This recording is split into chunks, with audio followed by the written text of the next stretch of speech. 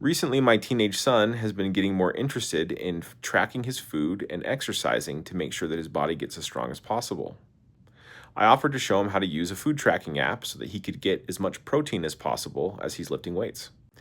He was excited about it, so we sat down on his computer and we went over it. He had a great time looking up all of the foods that he'd already eaten for breakfast and looking at exactly how many calories they were worth and all the macronutrients involved. His excitement soon turned to grief, though, when he realized that many of the foods that he already enjoyed were much worse for him than he previously thought. I could see his world and his awareness of what he was eating expand in real time. When we learn new truth, something that expands how we think about the world and gives us information about something we previously didn't understand, we might have the same type of reaction as my son. There's often a mix of enlightenment with sadness at realizing that you've been doing things that weren't as good as you thought before. Every time we learn something new that is true, our ability to judge how valuable something is and how good or evil it is increases. Now, learning how to do this with my son only took us about 20 minutes to show him how to do it, but it immediately expanded everything that he already knew about food.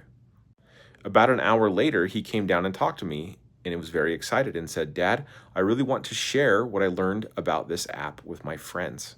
I want to show them how to track their food." This is exactly how we should share the gospel with others.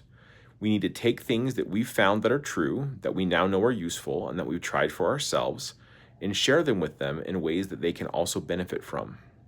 If we limit how we share the gospel to only explicit religious truths or using religious language, we will vastly reduce the number of interactions that we can have with people that will benefit them. All truth that someone adopts and lives will bring them closer to God. I invite you to think of something true and useful and beneficial that you can share with other people that if they adopt will help them get better in their lives in some way. It doesn't have to be anything big, and actually will be much easier if it's as small as possible. Just remember that anything that you invite someone to do that will benefit them, and they do it, will bring them closer to God. Take care.